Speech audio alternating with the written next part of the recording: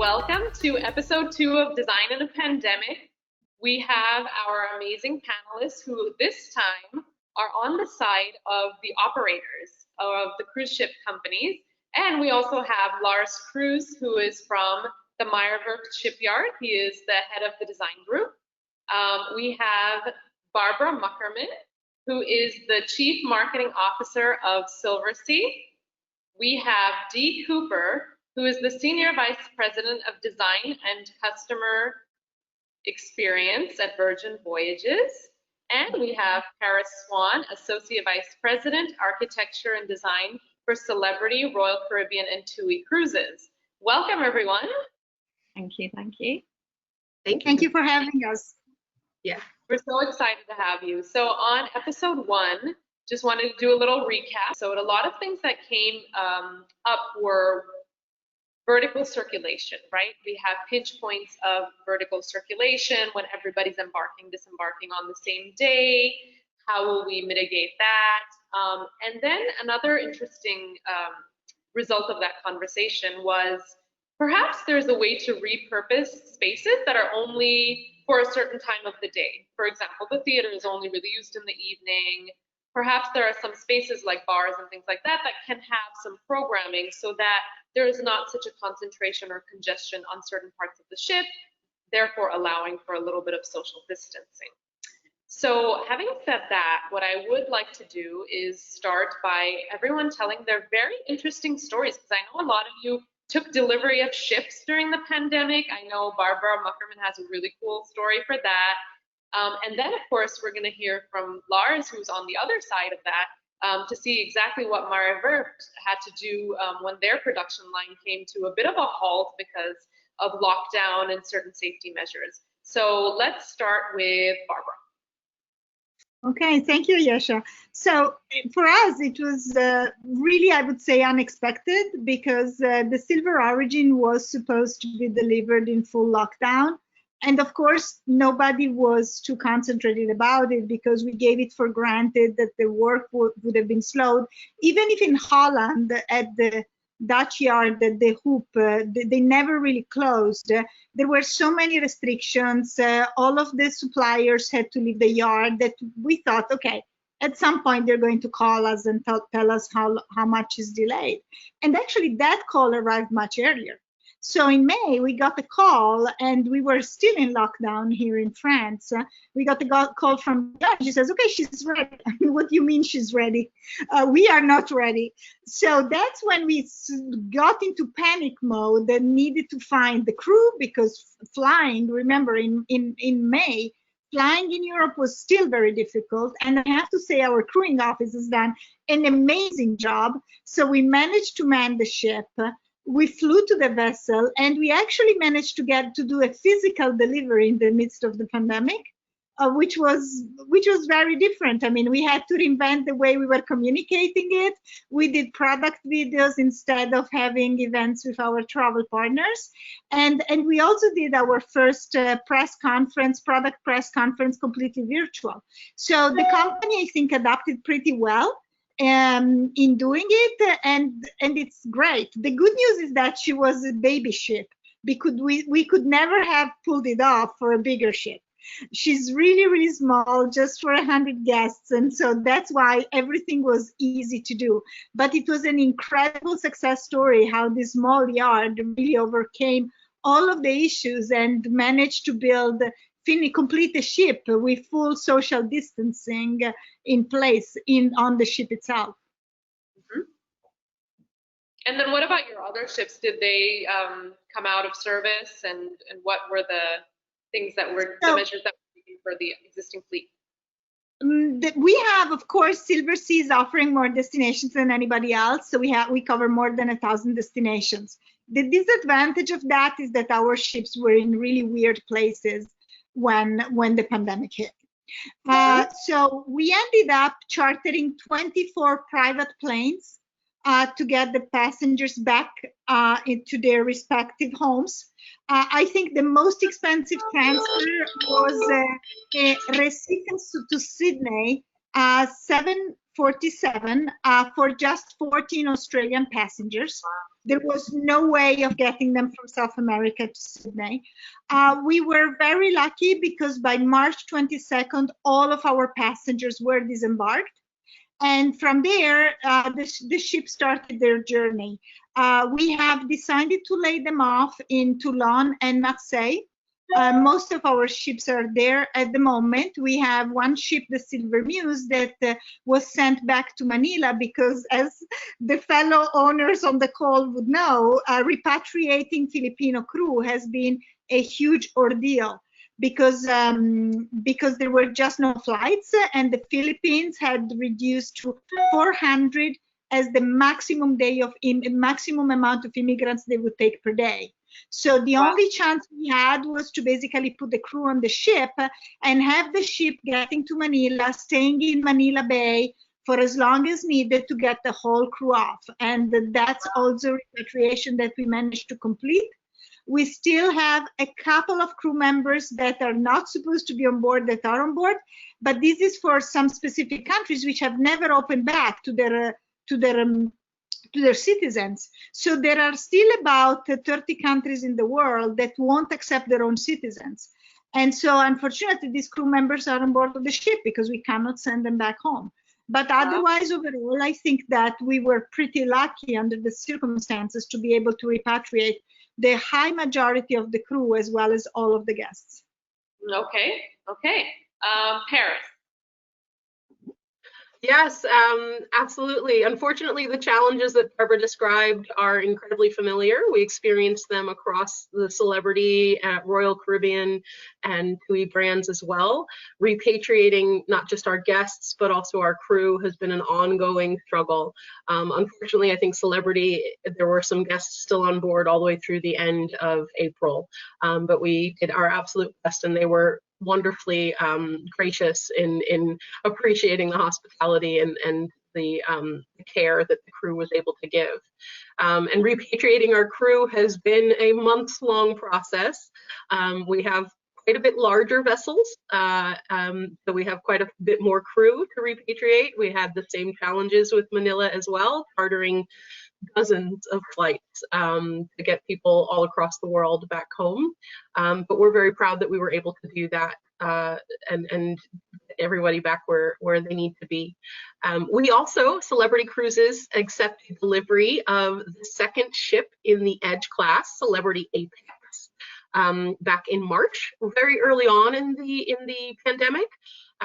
We had already had in late January wonderful events for our trade partners at the shipyard to preview the ship. We had tours, we had so many events, and we were able to conduct in March our first virtual ship delivery, complete with all of the typical ceremony, songs, pomp and circumstance as a normal ship delivery would entail, with flag raising and all of it, but through WebEx.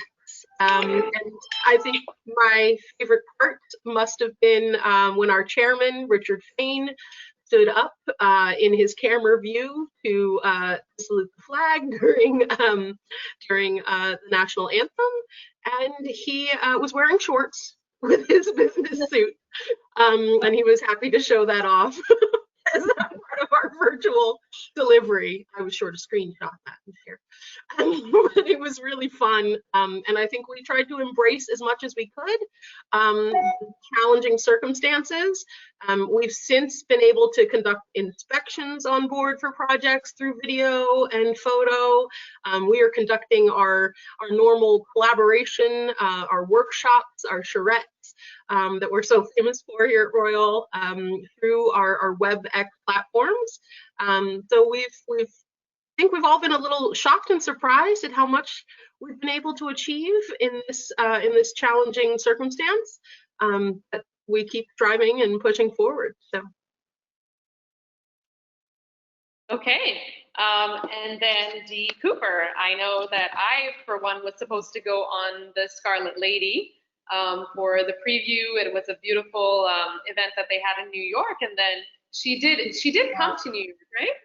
Right. So we literally took delivery of our first ship, the Scarlet Lady, on the 14th of February.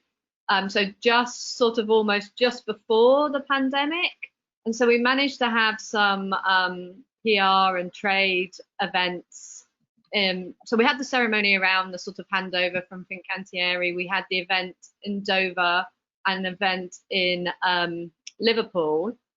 But by then, people were beginning to talk about COVID and the sort of international impact of it. I think it was before it was still declared as a pandemic even.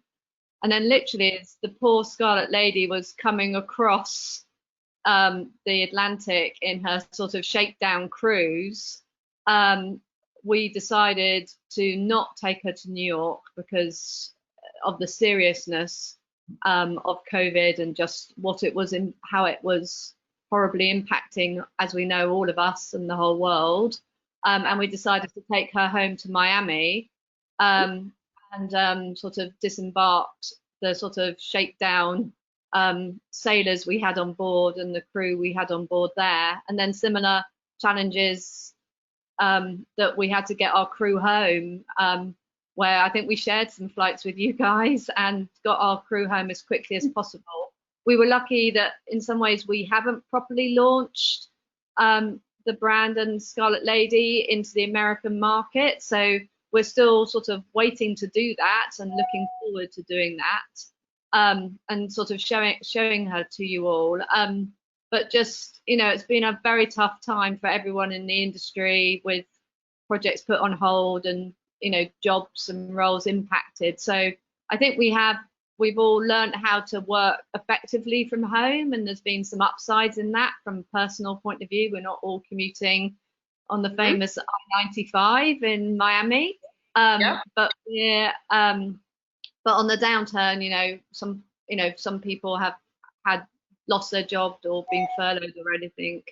But I think we're pleased that Scarlett is safe. In fact, she went back to Italy in the end, so she's doing some guarantee work on her and just having some things like that. And it was easier to keep her in Italy because actually we allowed our crew to disembark in Europe. It was easier to get them home from Italy than it was from America.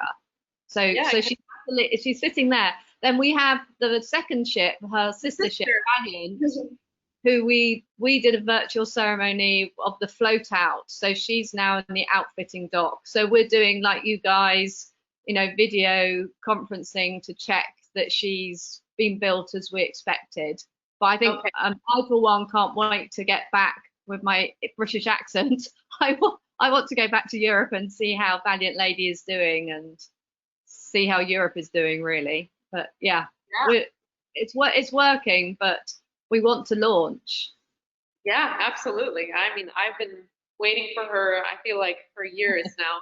So Lars, tell us, we would love to hear from you from the side of the shipyard. What did you guys do when the pandemic struck? Yeah, we had it a bit the other way around. So when the pandemic started, from a sales perspective, we were always in the opinion there's only one way to sell ships, and that's to meet with the customers directly and have the meetings in one meeting room at whatever place on the earth. And according to what Dee just said, during the last 6 months, we learned very good that this is also possible via other systems. And I think that was a very good step into maybe a bit more efficient way of selling ships from our perspective, but also making our sales more efficient in working procedures, for example, so that we have to communicate on completely different ways.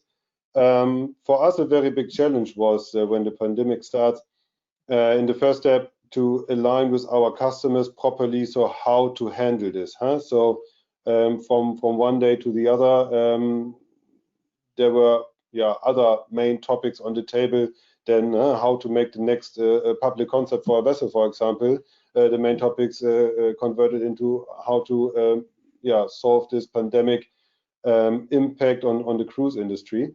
And that was quite fast, that we had to change the complete discussion ways we were doing in that point.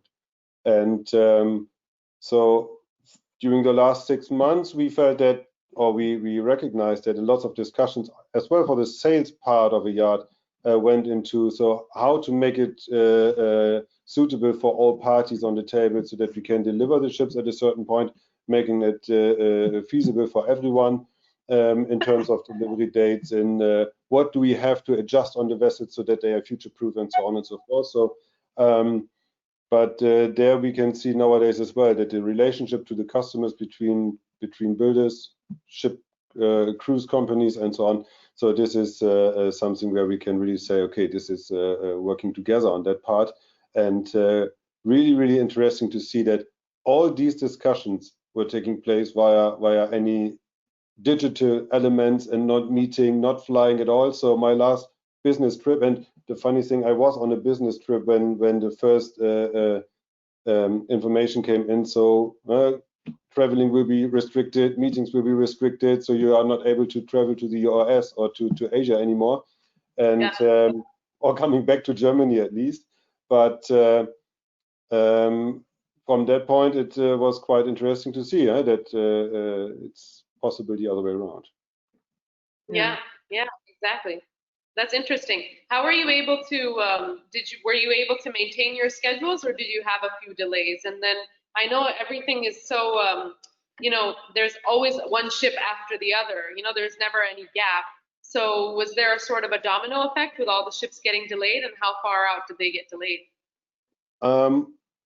I will not say a domino effect, because also the cruise companies said at a certain point, okay, currently, especially within this year, there's, so to say, no need to increase the capacity of the fleet as no cruise is starting. Right.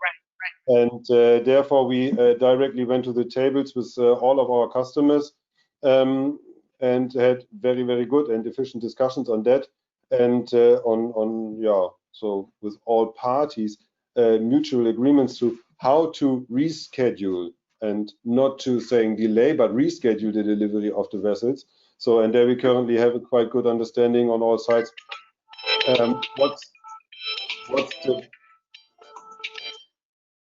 What's the best way of a delivery date? So currently, the first ships are going back to operation, and we see, okay, for the one cruise it's working, for the one cruise it might be a bit challenging, but there we still have the flexibility also in our yard to say, okay, we will deliver 3 or 4 or 5 or 6 months later than scheduled in the first time, and but then for sure all the others have to go with it.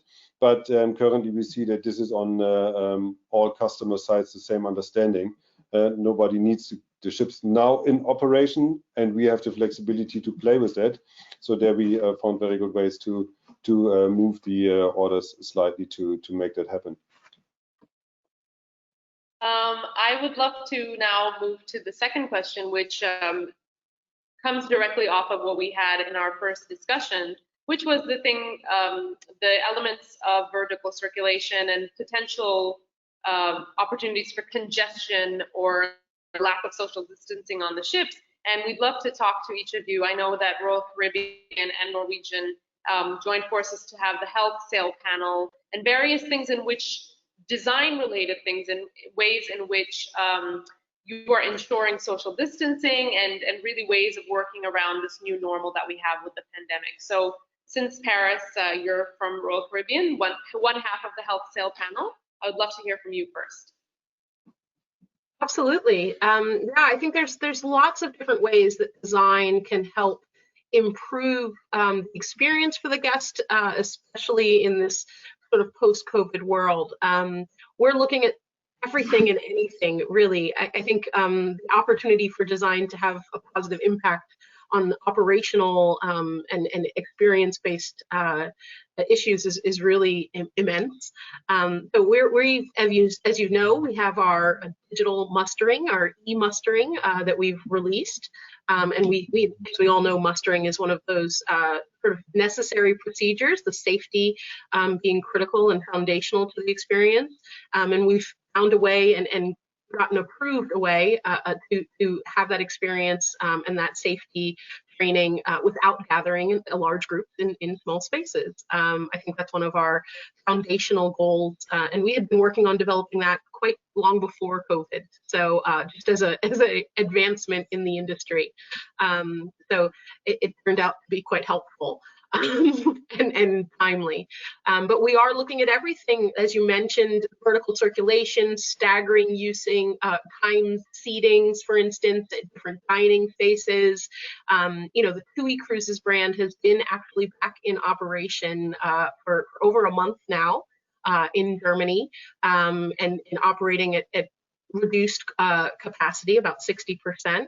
And we're learning a lot from those experiences. And we're learning a lot about what the guests are expecting from their new cruising experience in terms of proximity to others when they're dining, if they're more comfortable staying in their cabins for certain times, and how we can sort of facilitate that flexible use of some of the public venues on board, to your point. So there's obviously on board, we know there's several venues that are typically used in the evening for entertainment or dining, and we're trying to find ways we can improve the experience and use them for other experiences through the day, and space out for sort of concentrated times that the guests are gathering in groups. Of course, buffet and self-service food experiences is also a focus. So we're making sure that we are giving guests a culinary experience that they're comfortable with, and making sure that they feel the cleanliness and the hygiene of the ship, more so than just know it as a fact on a piece of paper. We have also, obviously, the facts and the science are driving our decisions, but just almost as important is the perception. And I think that's the challenge of the entire industry, is continuing to improve the guest profile's perception towards hygiene and cleanliness on board ships. Before this virus struck, before the pandemic, I think you'd find lots of professionals who would say that on board a cruise ship is actually one of the cleanest places you can be, simply because of all of our procedures. And I think it's about reminding guests of that and proving it, and showing them that throughout their experience, more so than just a flyer or an app alert on their phone, but really showing it throughout the ship and the space. And so we're keeping all of those kinds of factors in mind as we go through the design process, even for the future ships, which we are still heavy at. So it influences not just adapting our current ships and making sure that the fleet as it stands today is ready for the guest when they're ready to return, but it's also making sure our future ships and our future design processes take these things into account, and can plan out responsibly. Okay, Barbara. So I think we are inherently very lucky in this respect for two main reasons. The first one is that small luxury cruising, by definition, it is going to be easier to manage social distancing, or better physical distancing, not social distancing as we like to say, because we have just more space per passenger. So absolutely. You take the Muse class, you have a ship for 596 guests that has 8 restaurants. We already are free sitting. We have an overflow of indoor and outdoor sitting already in normal instances, so that everybody can have dinner at the same time through the different venues. So this is an inherent advantage in small luxury cruising. The other piece of it is that we are on a crew ratio of 1-on-1. This allows for a lot of these procedures to be done smoothly. I mean, I'm not envying my colleagues who have larger ships, because it's a completely different challenge. So we are born lucky in this sense. The second stroke of luck that we had is that we're now fully owned by Royal Caribbean. So as a small brand, we can really leverage on the amazing innovation in customer experience that Paris and her colleagues are working on the whole day. And as a small brand, we could never have done that.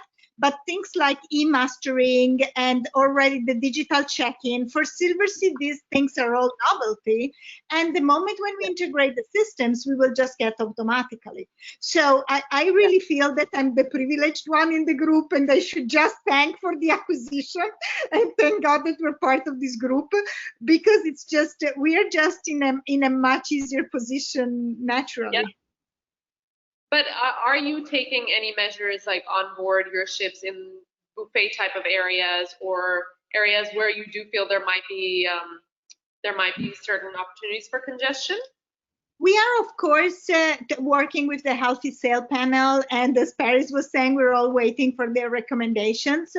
I think that from the preliminaries, that the discussions we had internally, there's no big challenges on small ship cruising.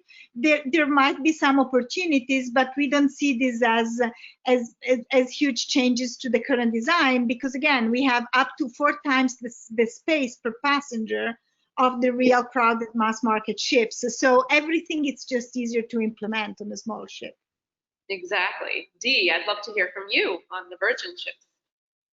Well, I would sort of echo what Paris said, that, you know, amazingly, the ships have very high safety standards and hygiene standards, which obviously have sort of been learned from norovirus. And, you know, so in some ways, the industry is in a very sort of fit way to manage COVID and other horrible situations of health, and making sure everybody on board, both the crew and the sailors, the customers, are safe. So I think the reality is that we recognized that when we were developing the Scarlet Lady, that, you know, modern people don't like to queue. We don't like we like to do everything just in time. If we're one type of people, and if we're another type of people, we've organized everything 6 months in advance and booked our restaurants and booked our shore excursions. So you need to cater for both groups. And I think the modern world, you know, between, you know, Google Maps and, you know, hotel just in time, hotel bookings, or, you know, home delivery of food, or, you know, restaurant availability. You know, even if you're walking around Miami Beach or London or New York, we all try and do things just in time, and the app gives us connections and knowledge about what's going on. So we're very lucky that we sort of network the whole ship, and so we have sort of location mapped it. So we can tell people where places are busy and where they're not busy. So we can encourage people to go to restaurants that, you know, are more empty. You know, when we're sailing again, and we can also manage you and talk to you and communicate to you through the app, and make sure if you've got an issue, you need to talk to sort of sailor services, our concierge service, that you can connect with us, and we can meet you on a safe footing, as it were. I think the other things that we've done, we actually did invest in a system with our airflow management. So ships are pretty good in terms of airflow across the spaces, and making sure we have a, you know, fresh air being pumped in through the air conditioning, as we know that's really important with COVID, especially. Yes. So we invested in an I think it's air system that we're retrofitted onto Scarlet, and we're putting on our other fleet. So just to make sure we have fresh air across the ship. And then it's, you know, just, you know, building on a lot of the things the ships do already, with having hand sanitizers and giving people knowledge of where safe, but doing it in a very informative and supportive way for both our crew and our customers. You know, whether we're sailing in the future with face masks or not, you know, only time will tell with what the CDC states in the USA. But I think we've been in a pretty good place, and building on these amazing systems. Yeah, so basically this topic is not new for us, huh? So COVID is not the first infection we have on board of ships, and already in the past we worked a lot, and what Dee and Paris also described from the technical point of view, especially regarding these air conditioning units, where we have this filtration with different systems to clean also the treated air and so on and so forth. This is something we are working on with the research departments and with our technical departments over the last years already. Since the last 6 months during this COVID pandemic, for sure this topic raised up more and more, and this is now also going into directions of complete different public concepts, also together with Barbara and the team, we discussed a lot how to rearrange a concept to be more infection safe, so to say, from the conceptual side. But the technical elements, so there's a very big variety on the market, and on lots of ships we already have systems running, as just said, but also regarding new coatings and new materials, where, for example, elements like this COVID are not able to survive any longer. So these are elements we can easily bring in also in ships which are currently under construction. And this is also something, and this is also something we're discussing with our customers. Where do we have easy changes, but with a very big effect? Like door handles, microbe door handles, and or where we can remove doors or make them automatic. All those things. Yeah, and then the next step of that is then the touchless cruising, so to say. So you don't have to order a lift by pressing a button. You order it via your smartphone, for example. You go into a door and it opens automatically. And so there we also see lots of opportunities to make it.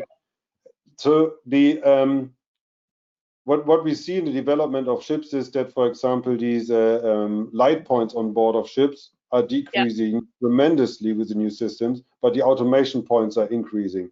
So that makes it more and more easy also to, with a refurbishment, to implement things on vessels which are already sailing, implementing elements like automated systems, saying, okay, now as a passenger is coming, wants to enter the lift, to deck, whatever, because he's typing it into his smartphone or has an intelligent watch or whatever, and then we can reduce any contact points then, and name this as kind of a social distancing without touching, but being in the same room without touching anything anybody else touched before. That's really interesting, going more towards contactless. That seems the general trend between what all of you have said, that it's going more contactless. And one thing that we can use to our advantage, conversely to when the Spanish flu came out or in older pandemic outbreaks, because, you know, there's always been pandemics and people have always been sailing, right? You know, ships have been on the seas for centuries, and pandemics are going nowhere, and there always will be pandemics. The one good thing that we have to our advantage now is technology, and how we're in this amazing technology age, and that is what will ultimately save us and have us respond quicker to pandemics and things like that. So that's really hopeful. And with that, I would like to come to our last question, which is, there are so many naysayers that say that the cruise ship industry is struggling. Carnival Corporation, you know, it's facing insolvency, and there's all this going on.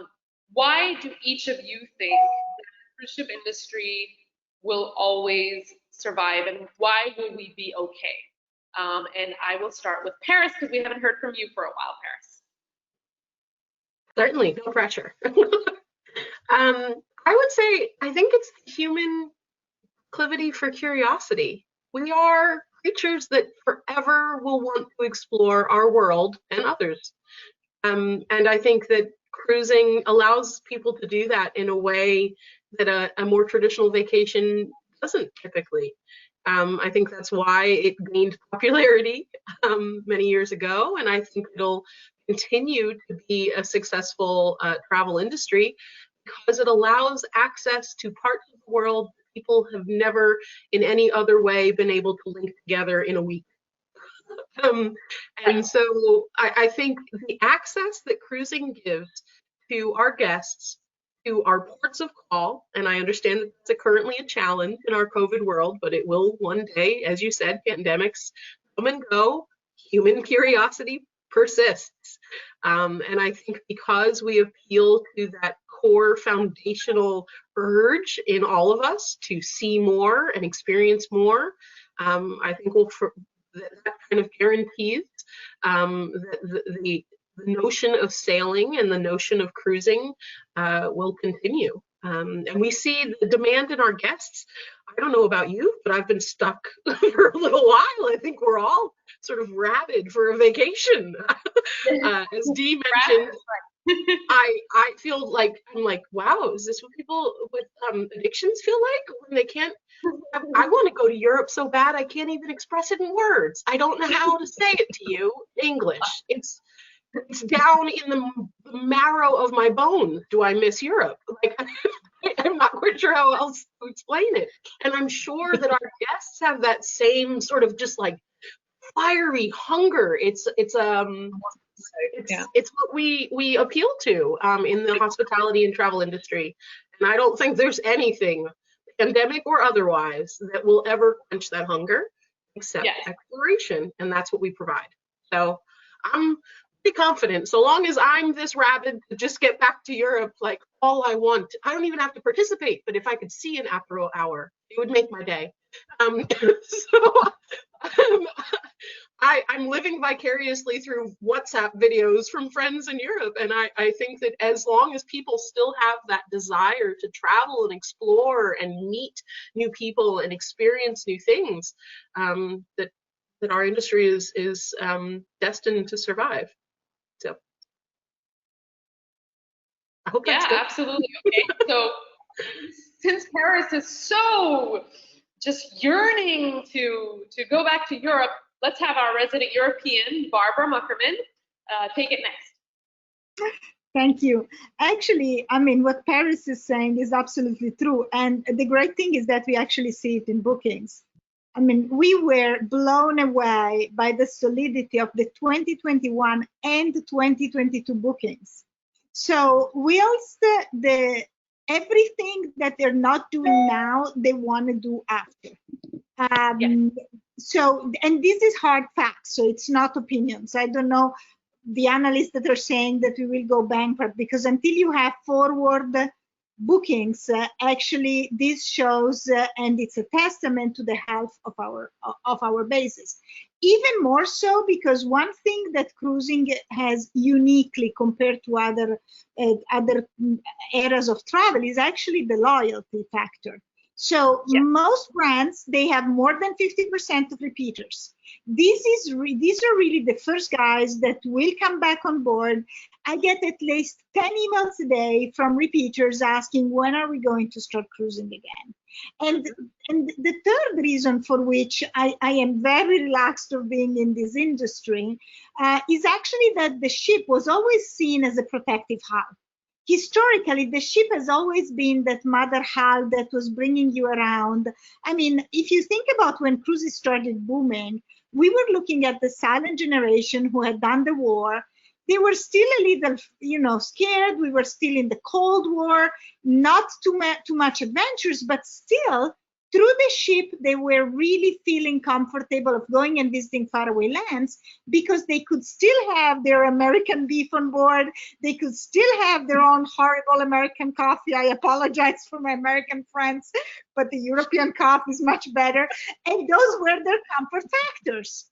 So if that was true 30 years ago, it is true again. And what Dee and Paris were saying about the fact that our industry has overcome many illnesses before and has always proved to be one of the healthiest and most sanitized experience that you can actually have, I think that our customers will realize it. And the most loyal ones have already realized it. I mean, for Silversea, one of our biggest hurdles during the lockdown was actually get the passengers off. We had the World Cruise in full swing, and it was really hard to convince the guests to get off in Sydney. I have held on to all the emails I got of the passengers saying, we don't care if we don't get off, just let us stay on the ship. They didn't want to get off because they said, here I am, I need to go on a plane, and then I need to get back home, and I'm seeing what's happening at home and scared. I know that on the ship I'll have a great time, and I don't care about ports. So with these three things, I feel very optimistic about our industry long term. Dee? Well, I think unfortunately, dare I say, as an industry, some mistakes were made with the first management of the pandemic. I mean, arguably, nobody really knew, none of us knew how huge this was going to be. None of us imagined that we would still be sitting here working from home, you know, 6, 7, 8 months later. None of us thought this. We all thought failing again. You know, we had there's no history that we've had experience like that in our working lifetime. So I think we've all learnt, you know, that we need to make sure we're open and honest with our customers, and we need to make sure that we carry on and explain how we're cleaning and looking after the ships better, because we are pretty good at doing that.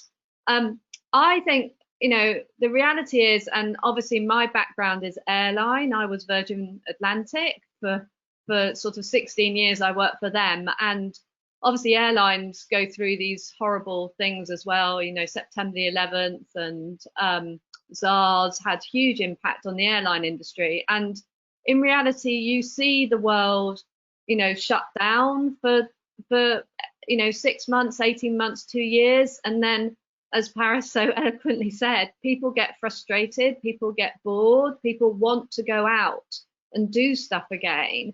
And the amazing thing about the cruise industry is it's just a fantastic holiday. And being at sea is a really healthy thing to do too, because you're outside in all that amazing fresh air. You're looked after, as Barbara says, you have all your home comforts, all the things that reassure you. The cruise lines make sure you feel safe. You know, we've made sure we be sailing to countries that are, you know, looking after people as best we can, and looking after people on and off the ship appropriately as whatever situation dictates. So I know it's going to be back. It's an amazing holiday, and people love it. And we know it's a hugely growing industry sector. We've just had to take a little bit of a pause, but the days are coming, and you know, I can't wait really. I want to get back on a ship. Yeah. Oh my gosh, Dee, you and I were supposed to have a date on Scarlet Lady. I do it. We need to, I know. All right, Lars. Yeah, I can definitely follow the arguments from the three ladies, and it's quite interesting. So the bookings for the available cruises from next year are really good, that high amount, and the strong thing behind that is what we see from a yard's perspective, where we just have a few insights into the bookings itself, but those people are not forced to do this cruise. They want to do it, and that's the strength behind that. And I think for all companies being part of the cruise industry, it's a very tough year this year, 2020.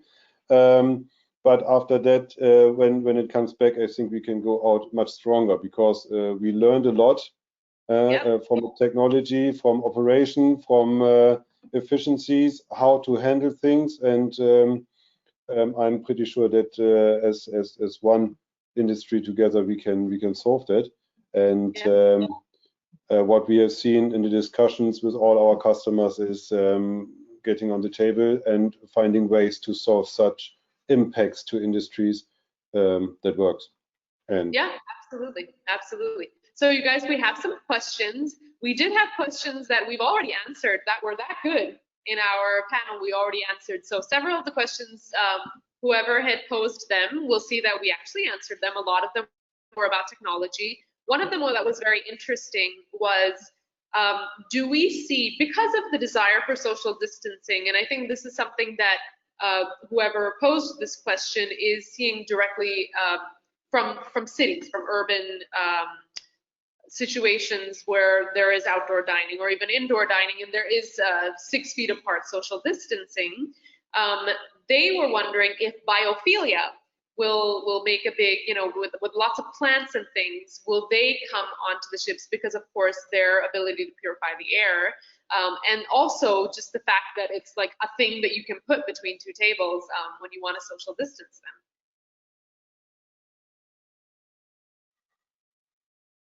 Anyone want to jump into that? Well, I think yes. I think yes. I mean, ultimately, we need to make sure when you go into the restaurants you feel safe, but when you're sat down, you need to have a great meal and a great experience. So potentially things like plants, I already think they're very important. We know Royal have some amazing planting on board some of their ships, they're the best in the world. So I think, yeah, it's a really good idea to use plants, and as you say, instead of having "don't sit here" signs, it's much nicer to do it with some planting. Yeah, absolutely. Another question that somebody asked was, how are each of your respective cruise lines, or even if MEYER is offering some suggestions, because they have a quite extensive design research department, in terms of how to make the very essential embarkation, disembarkation, and tendering at port, these kinds of things that really do end up being, whether you like it or not, a bottleneck of people moving from a large space to a smaller space. How are we going to address that, and the need for distancing and thinning out the volume of people who are going from these transitory spaces? Yeah, so taking this from a yard perspective, that's absolutely true. Embarkation, disembarkation, especially in tendering mode, this is the tricky thing we are always facing too. But what we see currently is that we very often discuss this with the customers, how to make it as smooth as possible, and not the long queues, not these big barbs of passengers waiting in the small staircase on the most lower level of the ship. But having a dedicated entrance time, for example, so that from an operational point of view, it's one thing, but also from a technical point of view, with new superstructure systems and steel structure systems, we are able to make, for example, openings larger, so that you have really the possibility to pass each other without coming too close. Tender boats nowadays have 2 to 3 doors. They are getting larger and more comfortable for the passengers. So there we also see, from a technical point of view, lots of possibilities to make it more pandemic safe, so to say. The disembarking or embarking the vessel from a terminal, that's something where we nowadays say, especially on the large vessels, there's not one single spot to enter the vessel, and it's one of the most important things, and then make it possible to come through the vessel in efficient ways, so that the passengers will be guided through the ship efficiently. I would love to throw it to Paris, because I know that the Edge class of Celebrity has this amazing way of embarkation, disembarkation, and tendering. Exactly, yeah. So thank you. Yeah, we actually launched our frictionless embarkation system just about 2 years ago. It's across all of our brands, but we have it, I think we first launched was with Symphony of the Seas, actually, and especially at our new terminal here at the Port of Miami. But we've created a system, and before COVID came, and it's turned out to be, it's going to be very helpful when we return to service, but that really tries to make the process of embarkation and debarkation so much smoother by simply giving a very clear assigned time for every guest. They're pre-registered, pre-checked in. We have facial recognition stations at every embarkation point, so you don't even have to interact with crew or with any of our port service agents.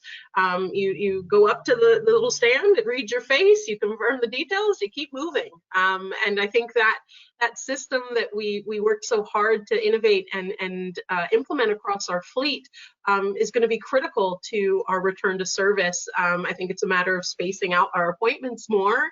And of course, when we return to service, it's not going to be a light switch. It's going to be a gradual, as Richard Fain called it, a dimmer switch.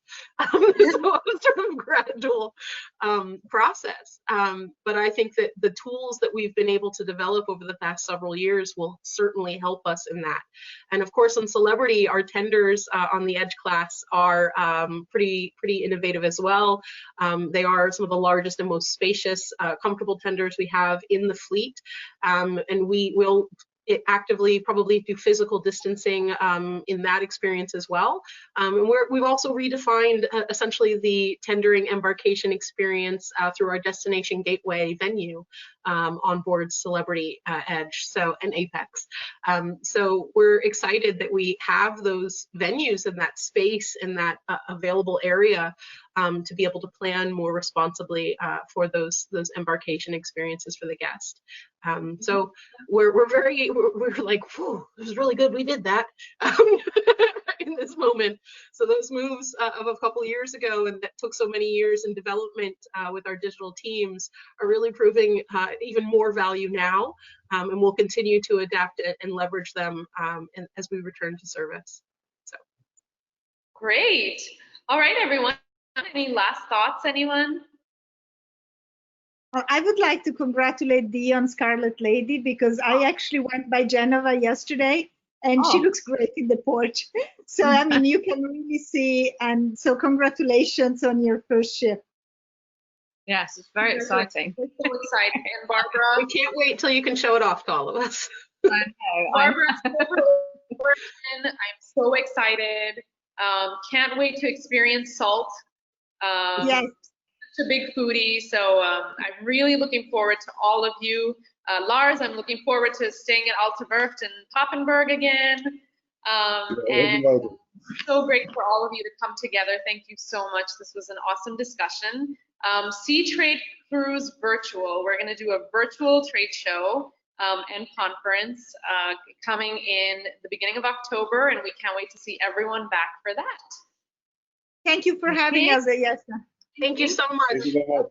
Bye-bye. Look after yourselves. Bye.